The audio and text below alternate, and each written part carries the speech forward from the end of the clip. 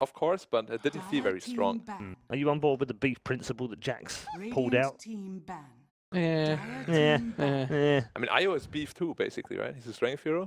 Kind of. Yeah. I guess he's beefy. Yeah, I don't really understand the beef principle in full. I would have to have Jack here to ratify that as a full beef hero. Well, Io would be more like a meatball. Shaped like it. So they're not going to give him the tiny. That was one of the questions Ben wanted answered. And they're not going to give him the puck either, so they can't mess around with that, whether they want to put it in the 1 or the 4. Yeah. Of course, Kinguin really like the Winter as well as the Bounty Hunter support. And there's actually one of the teams that really like the Razor Omni opening as well. So they ban out the Razor. They also like they Brood ban out too. the Omni. Yeah. Brood has been one of their most picked. Kinguin, right? Yeah. Yeah. I was actually surprised. It should be a contested hero because it's a complexity pick too. Yeah, it is. But I was actually surprised yesterday that Kinguin was the team that got brooded, because it should always be in the head of them, like in the back of their mind, that Brood is out there. Look at this. Look, instant Jakiro 1 pick. Instant reply clock.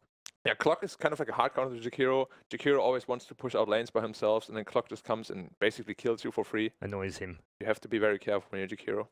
And you have to itemize differently. You can't really go into the Veil first, you need to go 4-step first. And yeah, it's just generally very annoying to play against Clock and Hero. Long cast animations.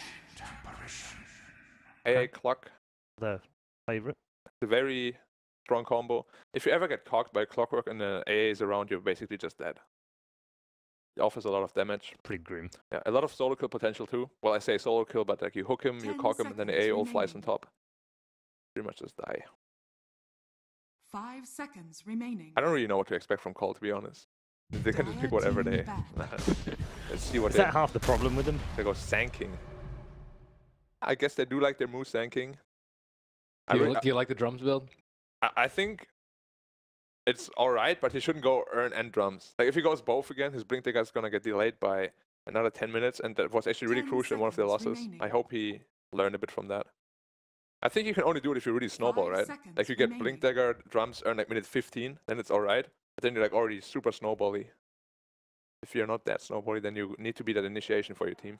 He's more... I think he plays that a little bit differently. I think he actually absorbs a lot of the spells instead of jumping in. So I think that build works a lot better. It's kind of like, you know, drums, Bat Rider. You can do a lot more than just blink in and lasso. You can actually get a lot of damage in. Yeah, but at the same token, I think you can't just go for the same build every game. Oh, of course, I definitely agree with that. Because he has to adjust sometimes, but he does like earn drums like every game right now. Maybe he'll get 4-step this game. Maybe. Not. Probably not. Probably not. Probably not. It reminds me of Lyrical. Shaker getting 4-step first. Wasn't good, man. It makes sense against If that was Cluck, in a game with Will, I bet Will was just screaming, "Blink dagger!" Yeah, that's literally what he did after the game. He like watched us, you know, why you could 4-step first? Yeah. I played against Clockwork. Oh, you should have definitely gotten a blink dagger, dude. 10 seconds remaining. This is so fun to play with Will. He's getting very absorbed into the... 5 seconds remaining. Yeah, Will was explaining to me earlier, like, he goes one of two ways in most pub games. He's either super demonstrative and tells everyone what to do, or he goes the other way and just plays on his own, doesn't care. Yeah, and the music on, and zone out. Which is what most players do. So they do ban the Tide Hunter. Ban from complexity, which has been a really strong ban for them. The only one that's not banned so far, which I'm just going to point out because they've banned it in every game of their last 27 games, is Night Stalker. Yeah, I'm actually surprised we didn't see it being picked up in the first 4 picks. It's only been picked 5 times in this tournament, but it's the most banned, contested, and the most banned, It's usually always picked up in the first phase. Simply because it offers so much. Like, a lot of vision, other position 4s can't really contest them at nighttime. I might still pick it up. Lifestealer. I guess Lifestealer Clockwork is quite strong. Then you have AA Lifestealer. Quite a good ban. Bad Rider offlane. Maybe. I don't want to say anything. Probably. Yeah. Probably, yeah. I like it versus the Jakiro. Yeah, it's quite good. Yeah. Actually, Jakiro should have a pretty hard game against Clock and Bad Rider. It's really tough. Yeah. But then again, it's a position 5, so you hard counter position 5, you're yeah, alright. We've just picked 3 heroes to counter a 5. We've screwed one of your supports with 3 picks. Jakiro shall burn. So do we expect that offlane sanking from complexity then? I don't really think Z-Freak plays it too much, right? Has he ever played it? I'm sure he has. I mean, of course he can play definitely played it. Yeah, he has. Okay. I mean, what else? Would you prefer something else on Mood then with this recent Bat Rider pickup? Well, they really like Abaddon, right? And Abaddon is quite good against Bat Rider if they want to go that route. Sand King Jakiro, the best port duo. So much. Sounds not awful. Yeah, I mean, it doesn't sound terrible. I don't think it's worth it to pick an Abba though. Yeah, I mean, I'm not completely sold on the Abaddon, but they seem to make it work. I think they have won both their Abaddon games so far. Yeah, they have. 2 out of 2, right? Yeah. So maybe that's like a secret trick they have. A little bit tougher, I think, with AA though. Yeah, AA is definitely good against Abaddon. Dire team pick. Weaver is actually an excellent pick. All 3 heroes can't really do too much against Weaver. Weaver lanes really well against Bat Rider. Can kind of leave him alone. They played offlane sometimes. Offlane Weaver as well? Yeah, Moo plays it. This is a typical. It's very open for complex. But this is what we were talking about the other day. They love these flexi picks where you can play them in a variety of different lanes or positions, because it keeps the other team guessing. The Jakiro right now, they've played in 3 different lanes. Yeah. The Sand King in 2 different lanes, and the Weaver in 2 different but lanes. I think with Jakiro, this game is. I don't think you want to have him as a core as all, because the other team already counters him so hard. Yeah, so for sure. Putting him into offlane would kind of play into Kinguin's hands, I think. There's probably going to be they Kyle usually Zero, use it with position Chessie. 5. That's definitely Kyle Yeah, Zero. it's usually Chessie if they do move it out of carry Jakiro, 5. right? Yeah. But I'm not too sold on the carry Jakiro, so I'm happy they went away from that. They also didn't win that game, right, when they played it? I believe they lost. They won 1 and lost 1 that I've seen. With the carry Jakiro? Yeah. I mean, if you win a game with carry Jakiro, you're an amazing team. So. Don't be dissing on the double-headed dragon, dude. It's not on. Dude, I love the double-headed dragon, but carry? No, I agree. I agree. Yeah. He's a 5. Like position 2 at most, very situationally. But position 1, no. Kinguin goes back to the lone druid. Well, just the hero that can stay alone on his lane if he wants to. Although, I feel like personally, lone druid is quite bad against Weaver. It's not the best matchup for him. Nope. You think it's good? No, I don't think it's good. No. Quite bad, right? Yeah. For him, yeah. I'm actually surprised they pick it into that. Can be an offlane Ench as well. But it's probably Z-Freak Zero, because he usually plays the junglers. His Chen is really good, his micro is really good just in general. I'm sure his Enchantress is also going to be very impactful. And it really screws over the Lone Druid as well, and the AA. Both Lone Druid and AA, they hate Enchantress. Especially early on, they can't deal with him at all. Kyle in the booth, he's like, yeah, we got this game. Enchantress just outbeat him completely. Wait, who has second pick again? Kinguin, right? Yes. What is Kinguin looking for? Need a mid for sure. And their mid needs... They have tower push, they have... Like a team fight mid would be quite good. Something like a DP. He's quite good against the lineup. Good against the Weaver as well. Do they need more team fight? I think their team fight's like... Their team fight is very strong, but like... I think it's on par with complexities, which I think is fine. Yeah, I mean, I think their team fight's not bad at all, but I think if they get a DP, then their push is going to be very, very hard to stop. And their lanes are very sustainable as well. I'm not entirely sure where they will, because Nisha... I mean, his DP is really good, but I feel like he shines more on these like flashy kind of heroes. He can like make a lot of space. I'm with you on that. Maybe even like a Quap or something is not bad at all. Banned. Banned already? Yeah. Oh, they banned it themselves, alright. Bad. Most of the scaling of his though might have trouble versus an Ench. Yeah, Ench can kind of just roam. But then again, the Lone Druid will have a good time if Ench really puts in a lot of time in mid lane. Could you potentially put Lone Druid mid? Yeah, Lone Druid will work. I think Lone Druid actually. But I don't know whether Nisha plays it though. It would be Exotic Deer playing it then in the mid lane, and they would kind of do like a lane swap, which is fine. I'm sure they can do that. But they definitely want to have a more mobility hero for... Like all his blinkers are very good, his TA is very good, his puck is very good, his Quap is very good, but of course they're both banned out as well. There's only so many heroes that work well with the clock though. I hate the TA clock. TA clock is not awful. Good, yeah. They banned the Storm Spirit, I spoke about the mobility core. And coL really only has like one reliable lockdown, which is the Sand King stun. That pick is honestly kind of weird. Dragon You may Knight. now select your heroes. Dragon Knight is really good at dealing with PL though. I think you can just push. Yeah, you just kind of push them down. If this Lone Druid gets the fast Radiance up, I assume he's not going to range build because I actually think the range build is not very strong anymore right now. Do you know what's also against complexity in this game now? DK has been played 6 times so far at this tournament. And they always won? And always won. I mean, Pretty grim. I think he's going to win again this time as well.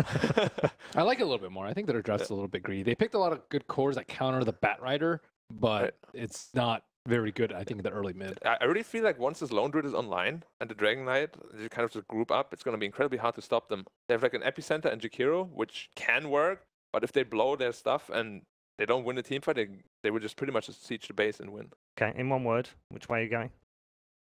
Win this game. Kinguin. All right, both on board the Kinguin steam train for game number 1 as we head back into the arena. Your commentary team for this one, Cap and Blitz. Complexity heading into a best-of-3 against Kinguin, who've already had a pretty good tournament. Even though they've been knocked down to the lower bracket, they've surely exceeded expectations. And now Complexity not only have to go against them, they have to go against the panel, they have to go against a Kinguin Lone Druid, and supposedly an undefeated Dragon Knight here at this tournament Blitz. It seems like Complexity have a lot of things against them in this game 1. Are you also going to be against them here in their draft? No. No, you're good. I'm good. You're good with their draft. Why? Because it seemed like everyone was pretty pessimistic about the PL. They thought the Dragon Knight was a great pick. I think that Kinguin eventually will sort of lack for disables. I feel like the cores are just going to be a little bit too mobile. Okay. I don't know how successful Clockwork's going to be in a game like this. It's not easy for him to gank any of these cores as well. So I'm going to go with Complexity, and I think I have an undefeated streak in predictions. I'm no longer doing good work. Good work. My troll pick the opposite of whatever you pick. Yes, yes. That did go pretty badly for you. It says more about you than it does about me. Wait, no, you went Like against in a good me all way. the time. In a good way. Okay. In a good way, dude. Finding arguments for some of those drafts are so complicated. I could always see Will just like sitting there and thinking, going, and trying to figure out a way he could support the opposite team as me. Yeah, but this time around, I'm going to go with coL. I think matchup-wise, too, like in terms of playstyle, this is probably Complexity's easiest match in the top 6. Like, because all the other teams, a lot of those teams have these players that can just like split the map around. But I think for Complexity, Kinguin is probably the easiest to deal with. Not like it's a free win or anything. Don't get me wrong, that's not what I'm saying at all. I'm saying if there's a matchup that they like, it's probably this one. So you're saying the style of Kinguin is going to benefit, like you think they're going to be playing more 5-man and more into Complexity? Yeah. And coL hate it when people try and split push against them. They do have a Lone Druid though. Like the rest of their team is pretty 5-man, yes, but surely Lone Druid can do a good amount of split pushing for you. And that's the hero that I think if is going to cause any problems for Complexity, it's going to be that one. Okay. Oh, look at this Complexity switch up here. They're going to run the Sand King mid. So Moo's going to be playing the Sand King against the Dragon Knight to give them a really good 1v1 melee matchup. Plus you have the Weaver and the aggro, and PL is very good naturally against a lot of these heroes. Like if you put PL safe lane, what are they supposed to do? Like the Bat Rider doesn't like to go to this top area, so they're immediately going to switch. But Weaver doesn't really mind Bat Rider too much. It's one of the better counters in the laning phase anyways to that hero. And I'm not sure the Phantom Lancer cares too much about this Lone Druid either. So potentially here, we could see the very rare three-lane win. Yeah, and you've repeatedly said, like, if you win all 3 lanes, it's like almost a guaranteed win. I don't know if it's a guaranteed win, but the game becomes a lot easier. Yeah. Because it's straightforward. I made a point on the panel, I was like, when everyone has a good start, it's very easy to make calls, right? Because everyone can contribute. They all have a feel for the game. When you're doing well in the game, every Dota player knows, like from any level on, it becomes so much easier to play because you understand like how strong you are. And so that's what the 3 laning advantage gives you, aside from like the gold and the last hits. Right. So everyone's got a game plan. Everyone's able to make a call for some sort of rotation or movement, take an objective. And the game just becomes, in a lot of ways, straightforward when you're so far ahead, right? And just kind of run into the enemy. Yeah. You're happy with that. And you get to be an influencer. Influencer, huh? Yeah. Z-Freak's currently trying to be an influencer.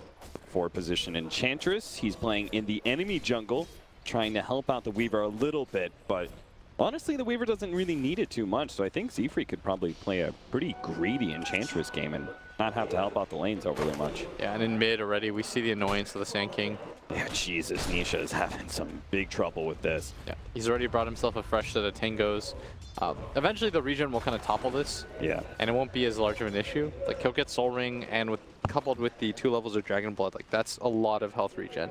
Do you think he even considers the 3rd level? At level 5? I don't think so. I think you go 2-1-2. As they go for the dive, though, onto Nisha, already leading with the Golem. But that's only one stun. And hey, Kazor's actually got a man to pick up the haste rune. He's going to be able to lock both of them in with the cogs, with Lil Liasach here as well. They're going to try and get the kill onto Moo. And Moo has no mana to be able to fight this one, so he just turns, gets whatever damage he can before the first blood is given away. The Ancient Apparition. Very well done. Really nice rotation. And normally that doesn't work if the Sand King has stun. He can almost always get out. But as a result, very easy kill for them. CSing wise, it's still in pretty decent favor. Yep. Although this Bat Rider is doing a lot better than I expected. And I suspect it's because of the tri-lane that they were setting up. Yeah, the Clockwork was continually trying to just zone out the Weaver. Yeah. So that would make a little bit more sense. But like PL, even with the Lone Druid so far, the Sand King was up 7 CS on the Dragon Knight. Pretty significant amount so far early on. Nothing too unexpected here, though. Are we trying to time this gank with the Golems breaking apart? It looks like it. So he's going to have 3 different range stunts to throw down. This is going to be tough for Kinguin to be able to deal with this if they get spotted. Liasach is currently hiding in the trees, and the Bat Rider can make an easy escape. Clockwork is on to the top left. So Z-Freak doesn't see an easy opportunity, but as the creeps push in, they are going to go for this tower dive. See the Clockwork, and they're turned on to him. Now he actually gets the cogs over Kyle, and Bat Rider's going to try and fly over him. They're going to kill Liasach first, and then go for Kazor. That's going to be a pretty easy support kill. Peso's going to try and at least get one in return, trying to fly over Kyle. Gets the flame break to help him get the kill, and it looks like he is going to be able to get out. Complexity, though, are able to make the favorable trade 2-1. Yeah, very nice trade by them. Their tri-lane obviously being a bit stronger because it's so hard to kill this Weaver or pressure him. Like, Chessie will be hard-pressed to die in this lane, and the power of this Enchantress creeps a little bit too strong right now. He's going to bring the next set of creeps over. Moo picks up an Illusion Rune, and we're starting to see the regen output from the Dragon Knight being very successful. The Golems again are going to slow down, and he takes the time to be able to get the Ghost. So if he can actually get the Ghost latch onto Liasach here, maybe they can get the kill, but it's just not quite in range. Now Liasach is able to keep his movement. Gets out of there. Now Kazor's actually going to try and see if he can stop the Enchantress. Only bumps him back with the cogs. I think he just TPs right now. Yeah, they're going to spot him out, but Flame Break no longer canceling TPs means that there's no way for them to be able to stop him. He's trying to run away with his creeps. Poor Ghost Lady, though, will die without having done anything. Looks like the little Golems will be able to... Oh, nice job pulling the easy camp over to at least grab 2 of those melee creeps and hopefully deny them. Yeah, mid lane. Right now, lane being shoved in as Moo continues to do okay. And his hero will pay dividends early on. Getting a Blink Dagger will be very nice for him. The downside is I'm not sure what he does when Dragon Knight just like pops his Dragon form with this wave. Yeah. This is what makes DK really strong. 99% of pros, pretty much everybody knows this, but when you hit 6 around that time, the first siege creep also spawns, so you almost always want to push in with it. Even if you don't take the tower directly, it's very useful to be able to pressure the tower. Oh, good ensnare there. The Phantom Lancer is not going to go for the kill on Exotic Deer. So you see in this situation though, like Moo, what he opts to do there is he pushes in the lane as far as he can, tries to get rid of the siege creep, and he forces Nisha to essentially waste his first Dragon form. Yeah. And that's going to be important for him because it keeps the lane stability up, it doesn't put pressure on Moo's tower. You don't just give Dragon Knight a tower for free, which is often what ends up happening when you play against these DKs. Oh, they caught Chessie, and they are going to be able to get the kill. He burns under the fire. Really good gank from the Clockwork. Yeah, it looks like Kyle's going to try and get the kill on Exotic Deer. This would be a huge one, but he did have magic stick charges, and he actually baits Kyle into doom as Nisha, we saw earlier, pushed out by the Sand King, was farming up neutrals. Just happened to be in a good position to help get that kill onto Complexity. So 2-4 right now, slight lead for Kinguin. Yeah, it's barely a K, so not that big, but the cores on Kinguin are actually doing quite well for themselves. I thought this Enchantress would have a little bit more impact, maybe roam mid a few more times, but Nisha is very tanky. He is going to get gone on. They're going to be able to kind of lock him in here, but Nisha's just going to turn and start going for Mu. Elisash runs in front of him, and they are able to body block him just enough to be able to get the stun from Nisha. Well played by Elisash, making the most of his laning phase Ancient Apparition. Not the easiest hero to play in the early game, but he's doing what he can here. Just diving a Dragon Knight under tower. Yeah, pretty risky. Yeah, it just feels like they're getting a little bit more desperate. Like so far, the laning phase would be okay, but they make these aggressive maneuvers, and unfortunately, Sand King's initiation is also his escape. Yeah, they easily could have chipped that tower down quite a lot. With the Enchantress creeps there, plus the Jakiro, the Liquid Fire. And then you give some room to your cores. Instead, they go to the dive and are met with disaster. So Mu's actually going to rotate out of lane here, heads up to top. Chessie's still chilling out here, maybe thinking the Batrider will assume he's left lane. They can go for a dive or something. I don't know. It's kind of a weird setup from coL right now. It feels like they're getting a little bit desperate to make something happen. They're rotating a lot of heroes to do essentially nothing right now. Like, they're not finding any easy kills, and Kinguin are playing very well around that. They understand the way that Complexity plays, I think. They want to force these fights, and if you just play passive-aggressive is a good way to put it. Yeah. Be willing to fight, but don't force it. Yeah, exactly. Like, let them come into you, then make a bunch of snide remarks. And classic Swindelmullins. He takes things one step further. He's aggressive-aggressive. He's aggressive-aggressive. And that's exactly what Complexity is doing right now. They're trying to force things. It's turning out a little hard for them. Now they are going to defend Nisha as he tries to push into this tier 1 tower, but with a haste rune on the clockwork again. Really dangerous to fight into that area. So Complexity, this game's still very even, and they are going to go for another push to see if this one's going to be a bit more successful than the previous attempts. Their supports are kind of holding things up, holding them above water. Ooh, look at this wraparound, though, coming in from Kinguin. The full wrap from the clockwork from behind to see if he can set up already. Battery assault, intel, they're going to be able to catch Z-Freak here. Cog's pushback, but that is going to be the end of his life. Fortunately, the Weaver was able to get out, and that's the important hero. Yeah, trying to find an angle on Chessie, but fortunately, Chessie was just able to get out of there. And in mid lane, they're trying to harass back Nisha, who is kind of acting like as a pseudo Dusa, where with his high regen, he's just holding this mid tower. Eventually, it is going to get chipped down. It's kind of a war of attrition, though. Yeah.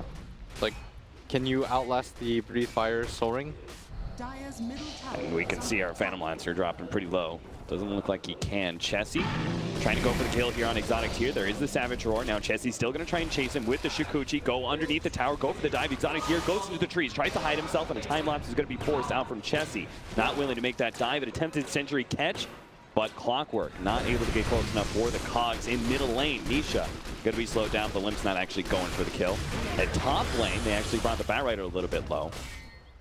But it's just Complexity poking at all these heroes, but not actually able to get a kill anywhere. It actually looks like they're healing Nisha. Yeah. It's like such an absurd amount of HP regen. And he's got 3 levels of Dragon Blood. He's got a Soul Ring. He's got Treads.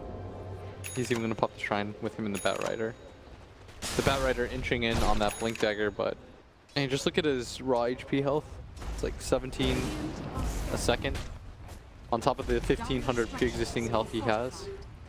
Glyph is going to be used here, as with the double Satyrs and the Siege Wagon, they are trying to force it. Z-Freak could probably take the enemy Siege Wagon as well pretty soon here. They're going for the kill onto Nisha, though, and with the bug on him, all that armor is going to start getting chipped away, but he is able to kill the bug. This Batrider coming in. They did manage to get the lasso onto the Phantom Lancer, but they don't have enough damage. The Batrider's dropping low. Maybe PL keeps doppelganger out. Not in time. It looks like there was just a bit too much damage, and Chessie wasn't able to get the kill on the Batrider either. In fact, even Nisha, who's dropping dangerously low, Chessie does not feel comfortable pursuing that. With his time lapse on cooldown, he heads up to this high ground area. Elisash seemingly kind of trying to bait him almost. He does have Ice Blast available. And a level 6 on Clockwork. The hooks up, they are going to be able to block him down. Here comes the Ice Blast. Maybe Chessie held it late. They don't even need it.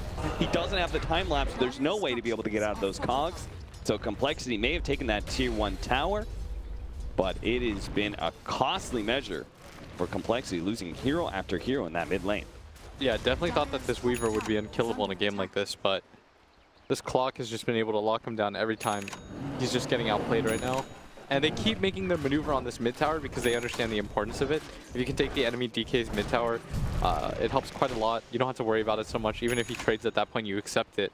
But this is a Dragon Knight that has 1600 health, a magic wand loaded up, so much armor, 9 armor additional to go along with his 8 that already exists, and like the 20 HP regen a second. Oh, unlucky timing there for Kinguin. Chessie ends up running into the smoke attempt. They're going to go for the wraparound on mid, see if they could get a kill and turn that into a push, but instead, their gank attempt is totally foiled. And it's going to be a 4-staff first item for Moo. Pretty curious choice. I think he understands. He keeps on doing this. The earn drums every single time, like just, and even now the 4-staff, he seems to be willing to slow down the Blink Dagger longer amounts than any other player that I've ever seen. Yeah, just going for the tank up build. I did see him go phase boots once on Tide. So I don't know if I agree with all of his ideas. Yeah. Do you agree with this idea? It's kind of okay in a game like this. I think that Sand King almost always needs Blink eventually. Yeah. Does mean they're not going to have that crisp, clean initiation. Yeah. I guess it's a bit different because you're a ranged stun and your ulti, it's not as reliable. Yeah. But at the same time, like, how many situations are you going to get in where they'll let you epicenter without a Blink Dagger? I mean, especially since they do have pretty good follow-up with the Jakiro. Like, I would imagine a Blink, Epicenter, Burrow Strike, and an Ice Path over the top with maybe a, you know, Dual Breath or something. Like, that kills anybody almost. Yeah. Like, Dragon Knight might survive, but I'm pretty sure Lone Druid would die, and he's one of the harder heroes to take down with that Savage Roar. I guess he's not quite a hero like Earthshaker where you need the insta. Yeah. Especially for your ulti, because the positional play is so important. Being able to be a little bit more survivable on a hero like Sand King. It's like, I think Moon Meander used to build Poet on that hero like 3rd item every time because this hero thrives on being able to get multiple stuns off. Yeah. They do manage to take the tier 2 at top lane. Kinguin really aren't getting too many objectives in return. They've only taken the enemy save lane tower so far. But that is because their lineup's kind of ramping up, right? Like Lone Druid really doesn't do anything for you just yet. The Bat Rider only has his Blink Dagger. Hell, not so long ago, we didn't even have the supports having their level 6. Phaetos is going to be gone on here by Limp. They do have the Enchantress here with Move. Be able to follow with a Burst Strike. That's pretty easy. Now, they get the Clockwork on top of Chessie, but the time lapse is there and able to get out of the Ice Spot that was following up. And now our Clockwork is just going to be marooned in an island of cogs, trapped by Complexity on all sides. 4 to 8 now. They pick up 2 kills on top of that tier 2 tower. And it doesn't look like Kinguin's really getting a whole lot done anywhere else. They're okay, though. The pace of the game, I think, is still very favorable. They've almost got a Radiance on this Lone Druid. And if there's one thing that Complexity hates, it's these heroes that I think just shove in the waves. Oh, they're going to go for the kill on Chessie. They may have a chance to. They stall up Moo, and they do manage to get the hold on barely. With the Cold Fiend from Elisage locking down Chessie, Moo just wasn't enough to be able to save his Weaver. The Bat Rider actually searching for more with his Blink Dagger. But that is pretty deep, my friend. They really want this mid tower, if possible. Yeah. But there's no rush for them, because during this entire time, whenever these engagements do happen, Exotic Deer is just farming with the Lone Druid. It doesn't seem like he cares at all. And once he gets this Radiance, it's really hard for Complexity to counter-push against it. Right. Like, the illusions from PL are too weak right now to fight against it. The Sand King doesn't enjoy the burn. So is that going to be the play from Kinguin? They're just going to play more split push off the Radiance, or do you think they're actually going to start fighting Complexity more? I think you actually just sit back and allow your team to form in.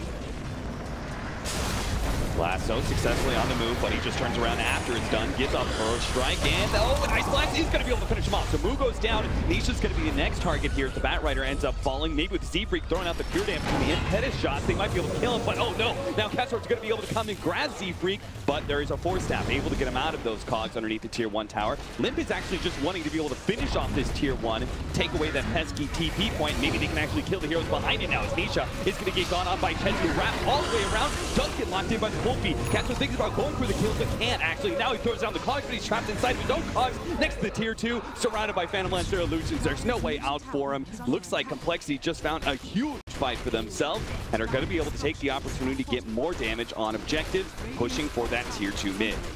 Yeah, but meanwhile, news report. There's a lone druid on the loose. Blitz, are you our side lane reporter? Yeah, I'm Breaking giving you down the lone druid. I'm giving you farm. the real news. Even though it looks like Complexity just stopped the fight, which they did. Yeah.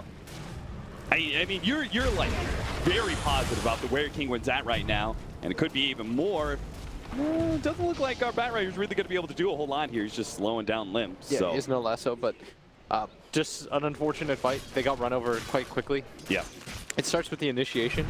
Like, they opt to go on the Sand King first, but he just stuns in, and the entire backline is open, and they engage from the front. They do manage to grab the Sand King, but their heroes just started getting picked off one by one, and you see the Enchantress. This is where she's very effective, where she gets to just rip into this Dragon Knight. Like, her impetus shots are dealing so much damage right there. And it was their reluctance to give up that mid-tower. Like, I think you give up that mid-tower, you start counter-pushing, you just shove in bottom a little bit more, you take over the enemy jungle. But they've been so successful at defending that. It's not a Batrider, but Batrider does actually grab Moon, but he's so far away from the rest of his team. Looks like the clockwork also initiated onto Kyle, but a Force Staff managed to get him out of there before the Ice Blast lands. So now with the bugs all onto Kinguin, they're going to be able to pursue. Moon's going to go for the kill onto Clockwork, see if they can chase anything else down. Looks like the Batrider was able to blink away, and Nisha with the Shadow Blade and the Dragon Knight was able to get out as well. So it attempted a very deep dive by Kinguin. They must have felt that their Radiance just, they really wanted to force a fight off of that Radiance, but they just tried far too hard. Yeah, you gotta wait for that item. It's such a big upgrade in the hero. Like, the Sacred Relic itself is pretty negligible. Once you grab that Radiance, it's really hard for Complexity to fight you. Yeah. You have one heal in the form of your Enchantress heal. You don't have something like a mech or a pipe. And so it's quite easy to just get on top of that. And so far, Complexity are just out team fighting them now with the double Force Staffs. That is the benefit of the 2 early Force Staff pickups, is that even though you don't have the Blink Dagger or anything of that nature, you're still going to be able to outplay them. Like, nobody's getting cogs anymore. The follow-up damage isn't there when everyone just gets forced around the map. Like, that's the strength of that item. And that's why I thought that the Clockwork would kind of just fall off. I mean, I can't believe it. Like, I actually thought they had Radiance because they were trying to force it so hard, but he actually just needs 5 more gold until he's got that item. So it's kind of crazy. I mean, you were so optimistic about Kinguin's chances, and you were saying, look, they're in a really good position because they almost have this Radiance. They haven't lost as much map control as they probably should have by now, and I can only imagine if they had actually kept this game a little bit cleaner and just not fought into some of these fights against Complexity, give away some of these kills on top of that mid tower and maybe that top tier 2 as well, that Kinguin would actually be leagues ahead of Complexity. Yeah, but I think that they're still in a pretty good position. This Lone Druid is still 1,500 net worth above any other hero in the game.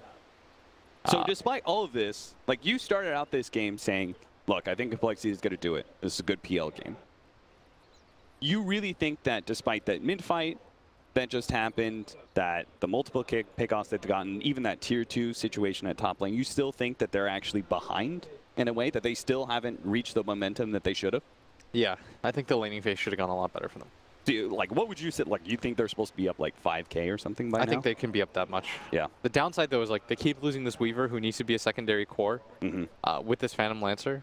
Like, he needs to hit hard, and especially with the type of mobility that he has in a game like this. He is not progressing in items whatsoever. He's still sitting at 5K net worth. He's got a wand and a Blightstone. Like, those are his significant items so far. Yeah. So net worth all around, like, everyone's kind of happy except for this Weaver. Like, when Enchantress is above you, you know you got problems. That's nice, though. That your Enchantress is that farmed. Yeah. She's not an insignificant threat at all. Like, she's going to be one of the more useful heroes against this Dragon Knight and this Lone Druid. Like, her impetus shots are going to be really effective. Yeah, Lone Druid likes to be able to keep his range. Enchantress is happy with that. The Dragon Knight, super tanky with all that extra armor, but the pure damage just cuts him down pretty well. You do quite a lot there. So if we're going to take this from Kinguin's perspective, especially since they're just about to pick up the Radiance, what would you be doing, Will? Give me the shot call. Okay, so do they have a smoke? Yeah, they do. Okay, yep, they so do. The downside is that they pop Dragon Form for this. It gets a little bit more complicated, but as soon as you have Firefly, I think you shove out top lane using the bear. Okay. And you just go for a smoke. somebody goes to shove out top, then you go for a smoke. I don't know if you have to necessarily wait for Nisha's Dragon Form again. I think that the Radiance upgrade is a lot to begin with. Probably need Firefly too. So everybody just shove out lanes and in 60 seconds meet up and go push. Well, unfortunately for Kinguin, Nisha is not going to have an easy time to push out top lane. He is a little bit skittish about being around this Weaver, so he heads to neutrals for the time being. Batrider is doing what you wanted though. He shoved down a lane, TP back. Yeah, and in 50 seconds, he'll have his ultimate, and you want to wait on that. There's no reason not to. There's a timing that exists where it'll very closely overlap with when Nisha gets his ulti form back anyways. Yeah. And if you win a fight, then you can do a lot of options there. Like you can grab that tier 1 tower mid yourself and then go into Roshan, I think is the best overall play. Maybe even just go straight into Roshan if you feel like you deserve that mid tower. 20 seconds until battled. You can smoke with 5 seconds remaining. Lone Druid pushed out mid with his bear, but Somebody needs to shove out top again. Yeah, Chessie's done a really good job. He has not left top lane. He's made sure to shove this in as many times as possible, and it makes Kinguin's current group up attempt kind of awkward because soon creeps are going to be banging on their tier 3. Yeah, they're also spotted the entire time by this bottom ward from Complexity. I think... What is their clockwork? Okay. Pretty sure it feels though Exotic Dionysus and Despair up top. Like that's the hero that I wanted up there anyways. Because the Dragon Knight's not going to feel comfortable pushing in that area. They have no wards there, and it's when you lose your first 2 towers, it's impossible to get them. No, a jump onto the Batrider. They managed to get the initiation on the initiator. Kinguin, another pick-off for Complexity. Yeah, now things are getting a little bit more rough than they should. Like this bear is still shoving in waves, but you got to be able to be ready for something right after that. Like you shove in that wave, everybody should be somewhat grouped near each other, ready to smoke at least. That top wave though is unplayable for any of the Kinguin heroes. Yeah. Like no one's going to be happy going up there with no vision, no tier 1, no tier 2. Shrine is there, of course, they have moved that, but even then, you might not get there in time. Chessie, again, just underlining the importance of keeping top lane pushed in. Shows up top again, even throws the swarm onto the creep wave just to help kill it a little bit faster. Yeah, and this is where lane shove really matters for people that still don't quite understand the concept is if you have somebody shoving in this wave at all times and it immediately gets to your tier 3 and no one goes to defend that, then you can play process of elimination and understand where they are. So Kinguin, it's no secret. They're definitely not keeping this a secret that they are full-on 5-manning mid. Look at their top. But it's, their tier 3 is going to start taking damage with a Siege Wagon too. So they take this tier 1, but they almost have to immediately start trekking it up to top lane. They are going to try and catch. They are too smoked up still. See if they can catch the Weaver from behind, but Weaver's already TP'd back. Chessie does finally get an item. He's beginning to get some net worth back into his pockets. He's got a Diffuser Blade at least. One of many items that he still needs. It's good enough though. Dire's bottom tower is under attack. He can play the defensive game with his team's 4 staffs. Yeah. And because so many heroes had to rotate up to top lane, they actually just got a free tier 1 at bottom lane. I guess when you talk about teams like Complexity always like to be able to have some supports that push. Jakiro, they pick it up constantly, but the Enchantress is a great example of a support that gives you that kind of power as well. Yeah. And she's also a safe push because you can just enchant 2 creeps. Yeah. What's going to happen? They're going to gank your neutrals. Yeah, you don't care too much. It's a very easy way to get information. Yeah. And in competitive games, information like that is so valuable when you just can eliminate where potential targets can and can't be. They're actually killing or trying to kill the bear. It's actually going to TP out. Yeah. Speaking of the Sand King Hood that we were talking about, he's going to go for it. Yeah. They really need it though. The Radiance Burn is going to be horrible for them to deal with, especially in team fights. How many more items are we going to say the Sand King needs before it's actually the Blink Dagger that he needs? Like surely this is the last item before he goes Blink. I could see him go for like a Shiva's. You think you can delay Blink that much? Yeah, why not? All right. Just tank up. Become like a cute centaur. Has Jack infected you with his ideas of Dota? Jack's crazy, man. Just give him the beef. Jack really wants Phantom Lancer to be a thing. So if he's rooting for anybody back at home... Yeah, he's definitely rooting for coL. Yeah. I saw that guy lose a lot of Phantom Lancer games. TP out from Kyle. Bat Rider's going to spot Chessie, though. They don't have a follow-up stun, though. Clockwork is so far away. But Chessie is definitely stuck inside the trees. He's going to go for the TP out. And the hook shot, it's up, but it's not there. He had the range for it. Yeah, he did.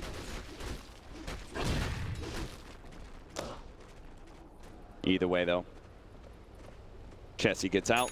Complexity are getting a pretty hefty push coming in bottom lane. With the Phantom Lancer picking up the Illusion Rune, plus Kyle joining it. And Kinguin trying to force things to the top lane, but look at that damage from Z-Freak. That is a support that is now turned core. He's going to turn his damage on Nisha as well. He's going to be slowed down by the Diffuser Blade. Look at him just poking at Kinguin. Now, fortunately, our Clockwork's there to be able to zone back a lot of the heroes, but it's going to cost him his life. It looks like his limp comes in to be able to slow him down with the Diffuser Blade. He ripped him apart. Now, Moo trying to get a jump on the Exotic Deer, but a TP away is successful. Now maybe they can catch the Lone Druid Bear. Yeah, they got it down. Slowed down by the Diffuser Blade with the Swarm on it as well. Oh my word, Impetus does so much damage in this game. Yeah.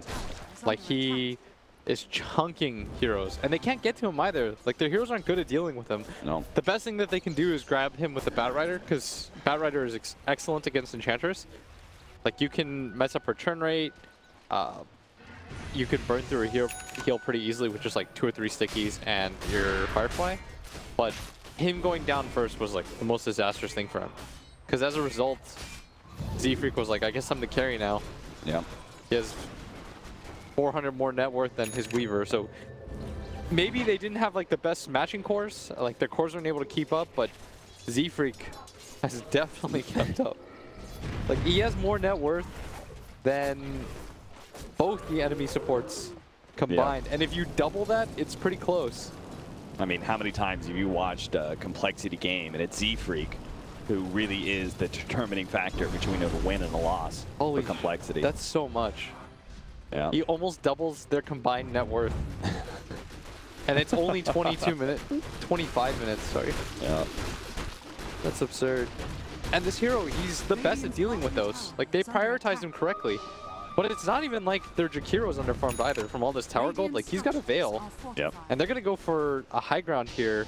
They're going to try to surprise Kinguin into thinking, like, this is only a Weaver hitting it, and now they're going to run up with all the heroes and reveal their surprise. And all of a sudden, Kinguin, they have to start either mass TPing back or just go for a shove of their own, and it looks like they are going to do that now. Clockwork's going to try and stall things up as much as possible. Complexity are not daunted at all. They're just going to keep going, and they're going to be able to kill the Phantom Lancer easily, taking up the Clockwork, and the push happens at bottom lane. So Kinguin have given up a hero. They're going to try and make the trade here. Muad's actually able to get away, backing away from the Dragonite, but he's not able to stop the TP back. So it looks like Dragonite is going to be able to complete his TP straight onto an ice path, though, of Kyle. And it looks like Kinguin are not going to really be able to catch anything as Complexity are able to back out safely. But they did trade. Maybe it wasn't a full lane of racks, but at least they got the melee racks at bottom lane. What an awkward situation. Yeah. It's rare that you see that. That's one of the very, very few times where I've seen teams just decide to trade sides like that. Yeah. With everybody up. That's the weird part too, is that everybody was alive. And I think Moo realizes that he made a mistake. He tried to contest that push when really he could have just let it go and said, okay, they're going to take a lane of racks, but I'm going to stop their TP. Yes. And my team's going to go for 2. I think that was the correct idea. Realized a bit too late. That's also the downside of not having a Blink Dagger, though, is it's not easy for you to get in and stop that. Like, He's got it now, though. Yeah, but still, that's just weird. Like, this circumstance is a little bit unique. Oh, that is a invisible Phantom Lancer that just ran into a smoked up Bat Rider who's taking a shot all the way to the high ground. Get out of here. Z-Freak is able to find more. Chessie is actually going to be slowing down LE Slash, managed to get the Swarm onto him. They're a little bit skittish, though, with full on just charging at Kinguin. They're going to just kind of poke him down. Everyone's getting one. Now they're trying to run comes from Nisha, but they are low on heroes. It looks like they're going to be losing Catcher as well. They managed to get Limp pretty low, but he's hiding into the trees. Nisha can't seem to get to him. And Limp starts making his way out of there with the Doppelganger now bottling up. So Kinguin, they're going to keep their 2 cores alive, but they couldn't actually do much in that turnaround. They only brought down the Weaver. Yeah, and you're starting to see the 4 position trade-off is so immense, and this is why I thought that Complexity had the advantage, is because this Enchantress is going to be the most effective hero in this game at some point. Yeah. Whereas this Clockwork, yes, he did so much in the early game, but you don't feel his impact anymore. It also goes along with his item choices. He decided to go for the Blade Mail. He doesn't have a Force Staff of his own, so he can't keep up with the pace of the game. As soon as he throws down cogs, he's actually just trapping himself in there. Yeah. Like, nobody fears that. That is a one-man Battle Dome specifically made for you. The supports have Force Staffs now. Even Kyle's picked up one for himself. They've hard countered this hero. You don't feel his presence in the game anymore. This Enchantress is going for a Silver Edge, almost has it too. Once she grabs that, the DK is going to be absolute food for her. Do you think the Clockwork should have gone Force Staff then? Seeing I how think he this game definitely is should have played gone out? Force. It's not even like how this game played out. It's he saw that everybody had a Force Staff in that initial mid engagement. Remember when he caught them? Yeah. They had 2 Force Staffs at that point. They had very early Force Staffs, so you need to be able to match these heroes and run after them. If you can't get on top of heroes as Clockwork, well, you're just a hook shot because your cogs don't do too much. You have to have the ability to also like cogs them on one side or another. You can't just hook anymore, immediately lay down the cogs and assume that they're stuck. Z3 can start going hunting. You're going to see it here. Pantos, he's going to taste the rainbow. Here it goes. Oh, there's so many misses, but he still managed to get getting another one. And he's going to get another one. Beyond godlike with a double kill for Z-Freak, as he says thank you very much to Limp for helping him out to bring the Clockwork down, and they're going to turn, head towards Roshan. You might as well just give him the Aegis, too. Honestly, you might as well. He's really close to the top of the net worth for his team. This is not a 4-position Enchantress. She buys wards for no one. She is a strong, independent, prancing deer lady. Respect his power as a core. Oh. Yeah. He hits so hard. And now, Complexity are up 11,000 gold. They're about to finish up that Silver Edge. Our Phantom Lancer is looking quite strong as he's trying to finish up a Scotty. And hell, even Chessie, who's had a rough game. He's looking towards finally getting that Lincoln's. He can afford to because they essentially have 4 cores right now. Yeah. Like normally, take a back seat here, Chessie. You're now the 4 position. Normally, this might be an issue, but in this game, it's just kind of bolstered Z-Freak's farm. He's like, look, I know normally you're the carry, but just hands off the wheel for a bit.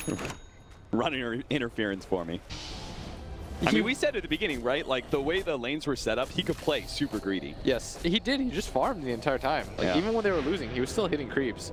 And we're seeing that pay absolute dividends. You've invested in Chessie, or into Z-Freak, and now they're going to be really happy with that, because he's got a full Silver Edge Hurricane Pike. Now he's the real target for Kinguin. You can't let this Enchantress just sit back and chuck spears anymore. So how do we do that? Hey, it's just Bat Rider. He's got to get the last one. Yeah, the Bat Rider keeps trying to get on top of him, but he just never finds the angle, and then he gets Hurricane Piked. Yeah. It's like, who finds who first? Because when Chessie gets on top of him with that Silver Edge, he just Hurricane Pikes him away, throws like 5 spears, and he dies instantly.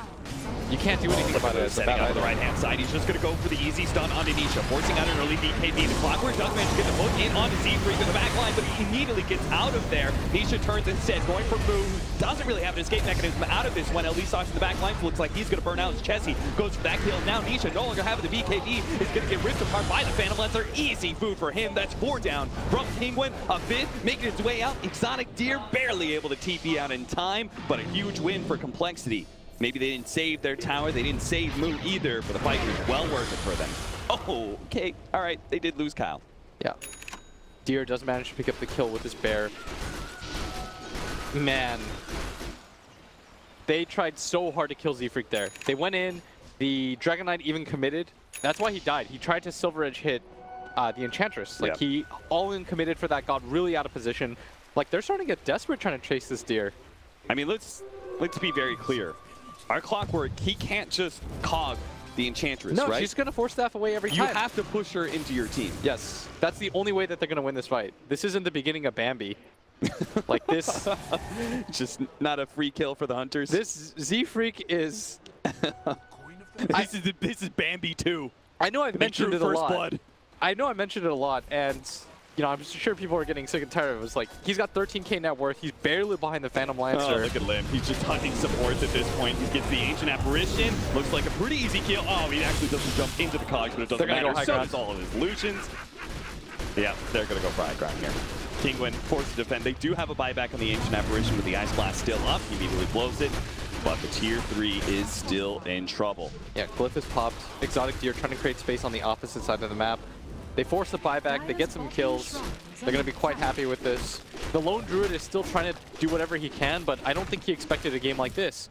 Kinguin thought all along, well, we've got the better heroes in terms of like the core matchups, will be really tanky, but they didn't quite factor in all the heroes.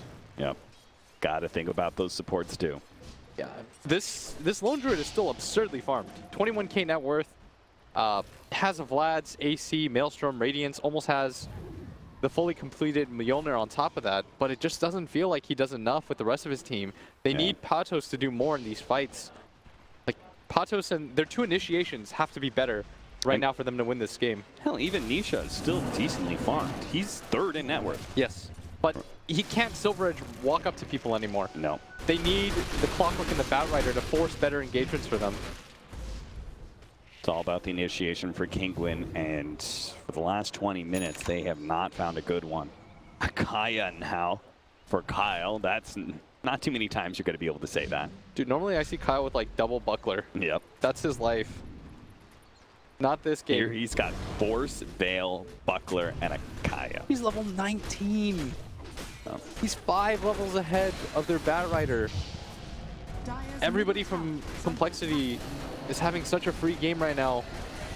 coL, now they're hitting this mid tower. They're going to grab it. Racks are now exposed. Kinguin, they've got to make a choice here. The bat initiation is going to be so crucial for them. We talked about it. You get one good shot at this. Aegis has faded. They're not getting it. They tried to Shadow Blade run in with Nisha. Not able to do so. They do at least finish up the Mjolnir for Exotic Deer. That'll help them deal with the Phantom Lancer a little bit better. This Dragon Knight didn't even, or this Jakiro didn't even take the XP gain talent. I thought he did. I was like, how is he so leveled? He goes for the 150 gold over the 2 times Dragon Blood. Yeah.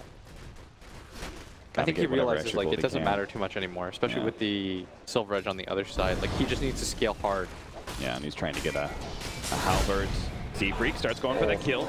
Push back at the same time as they go for the stun. Now they still have vision of it, but he managed to get outside of the range of this. They're going to jump onto the Enchanter. See if they can blow him up. They are successful. Pretty easy kill. A jump back from Chessie just ahead of that hook shot. He is able to time lapse to safety. They weren't able to save their secondary carry of this game, though. Z-Freak goes down for the first time in a long, long, long time. They needed that. Anytime the Batrider can jump the Enchantress, you have to take that at this point. Yeah. They might have thought at first, oh, get rid of Mu, he's their stun. But no, it's really the Enchantress or the Phantom Lancer that'll cause them the most issues. And part of that was they attempted to go on to Nisha. Yes. And they got counter-initiated on. Otherwise, he would have had Hurricane Pike, and he might just push the Batrider again like he's always done. That was very fast, though. The Force F that they got onto the Dragon Knight, very good team play. They were trying to just rip it apart. Yeah. A little bit too greedy, though, because this mid lane is exposed now. You have to assume that Kinguin is going to be gathered around that area, centralized there, ready to take that engagement. At the very least, they're going to sit behind heroes. Like, nobody was shoving out waves. Yeah. They didn't have anybody else from Complexity there. It seems like one of those moves that the risk-reward ratio is pretty awkward. Yeah, if you kill the DK, you probably assume with the GPM talent he's got buyback anyways, right? Yeah. So like maybe you're able to force a buyback, but it doesn't end the game. Meanwhile, forcing plays like that could definitely get Kinguin back into the game. As they still have Big Bad Bear, Lone Druid, level 25 talent coming up. What do you take? You take the Battle Cry, or Battle Cry grants spell immunity. That's pretty cool. Zero Entangle cooldown. Zero Entangle cooldown's pretty boss too. Yeah. What is it normally? Oh, like 2 seconds or something. There. Oh, it's 5 seconds. Oh god, it's 5 seconds. Those are both sick. Those are some cool talents. He attacks super fast. Yeah, he does. The AC and the Mjolnir. The bear hits hard. That sounds worth it to me. It's great lockdown. Yeah, but if you pop the Battle Cry spell immunity, do you think that means that the bear just ignores Untouchable? That should be what that means, but it says spell immunity, not magic immunity. That's why I'm a little bit about it. I don't think so. It's probably still worth it to grab the entangle, because it's not like he's dying in these engagements. Yeah. Like, he's still pretty front-facing.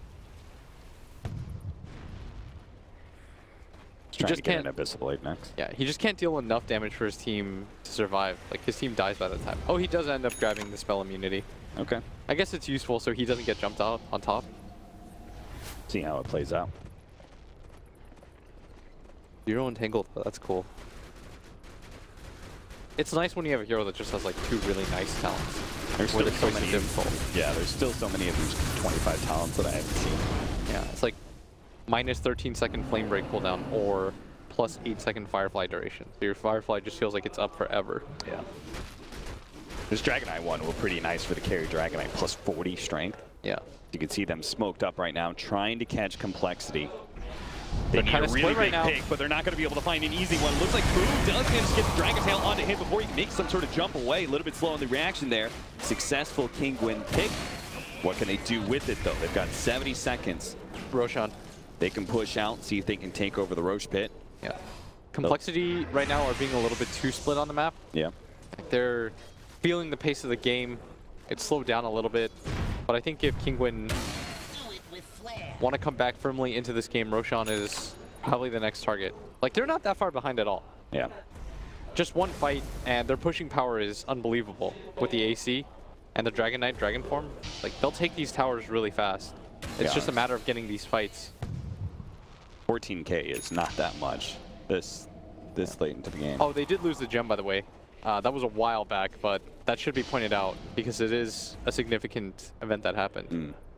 Like, the gem is really huge in this game because as cores begin to progress, it's really hard for them to just carry around dust.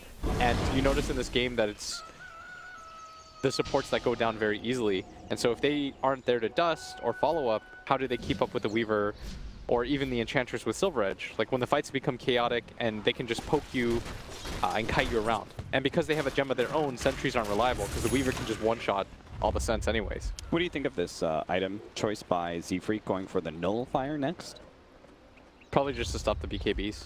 Yeah. I mean, is the range even good enough for an Enchantress to be using? I'm not sure about that. The damage is really nice. Smoke on 2. BKB immediately popped. They're going to be able to lock in the Dragon Knight here. Nation in big trouble. Pops the BKB now at half HP, but they've already lost the Bat Rider. They don't have the big control, and the Phantom Lancer's right up in their face. Yes, have the BKB, and they get a little bit of damage onto him, but it's really just not enough. They've lost 2 heroes. The third in the back of Chessie. He's able to kill Elisage, and finally they go for the kill onto Nisha. Now the BKB is faded away. Exotic Deer hitting a TP once again, just ahead of an Ice Path, but being the only survivor to a fight is still going to leave you with some battle scars. Complexity are going to be able to take another Roshan for themselves. This one with cheese. How convenient that as soon as they take that fight, both teams understood that they needed the Roshan. Felt like maybe Kinguin could have gone for that like a second earlier before the Sand King goes and respawns, but instead it's now going to be Complexity that forces the issue with so many heroes dead and on the sidelines. They lost the gem again, by the way. Or no, they didn't. The Bat Rider died, but he didn't have it on him. He just had it bought on the courier, I guess. But it's not like it matters because he doesn't have buyback. So it's going to be Nisha and Exotic Deer that hold the front. Nisha didn't really react at all to that jump, but at the same time, like, you don't get the initiation with the Bat Rider. It seems like these fights are impossible for Kinguin.